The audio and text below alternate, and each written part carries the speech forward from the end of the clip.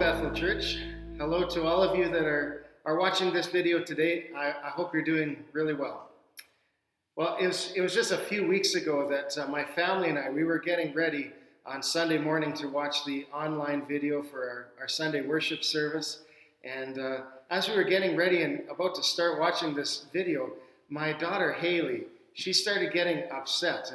And Haley's usually a pretty easygoing little girl, and so we were asking her, what's bothering you, or why are you upset right now? And here's what she said to us. She said, I don't want to have church this way anymore. I want to sing with people and go to Sunday school and be in a big room with lots of people that aren't my family. Well, I think Haley is speaking for all of us these days, isn't she? And I'm looking forward to when we can do all of those things again. And I wish this morning I could tell you how much longer that we're going to be doing our Sunday services this way, this online way. But I still don't have that answer for you yet. I expect that we're going to be doing it like this with our online services for a while still, maybe even for a few more months. But even though we'd like to be back together again, I'm still encouraged by the ways that God's at work and the way that our ministry as a church has continued to move forward and carry on. God has not been put on pause. And the ministry of Bethel Church has not been put on pause over these last few months. There are really just three quick things I want to try to share with you this morning in this video, just to update you and to share with you. Here's the three things. The first one is this. This next Sunday, we've invited James Lambic to share with us in our Sunday service. James and his family, they're global workers that we support as a church, and they've been back here in Alberta over this past year.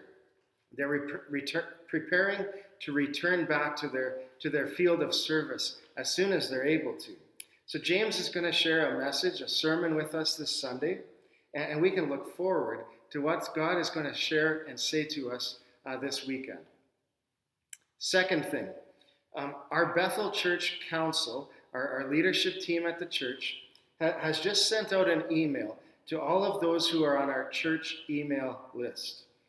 Alberta Health Services has given their approval for small gatherings together, and we've sent out as a church some guidelines that you can start to follow if you start meeting together with others from our church.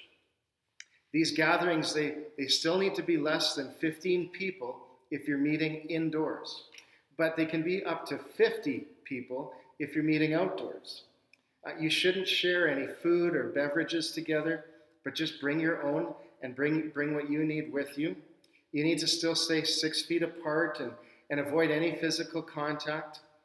You shouldn't gather with others if you're feeling sick or have any COVID-19 symptoms, even if you don't have COVID-19. But all these new guidelines, they do open up some new opportunities to connect with others from our church. If you're part of a small group and your small group is still meeting together, you could meet in a backyard now. If you wanted to just meet with someone from our church for a visit on your front porch or in your yard, you can do that. You can each bring your own chairs and sit together and have a time to connect. You could gather with a few others and sit around a fireplace or fire pit in the backyard and have a good time to connect together. As you are comfortable with, we encourage you to find some safe ways to meet together with others from our church.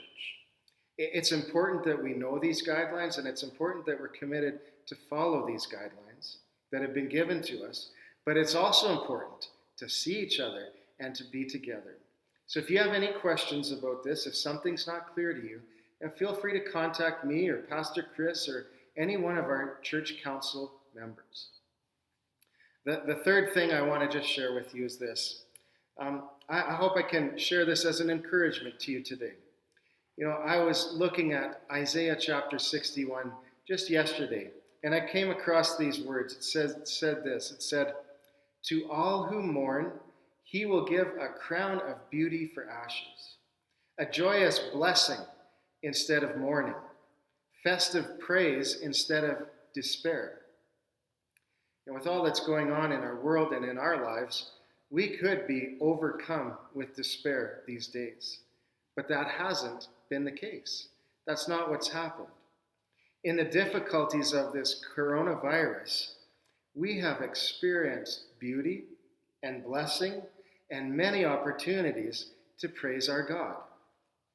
God has been faithful to show us his provision, his faithfulness, and his power during this time. We have all needed him, and he has been with us at every moment of our need. I've been so encouraged by these kind of thoughts over the past few months. In the midst of this challenging time, we are also finding God's blessing and his favor. God is for us. He is not against us. Well, maybe you've already seen this, but recently a bunch of singers and musicians from all across Canada got together to sing a song of blessing over our country. They couldn't sing together all in one place, so they each recorded the song on their own in their homes or in their church buildings just by themselves. And all of those recordings were blended together.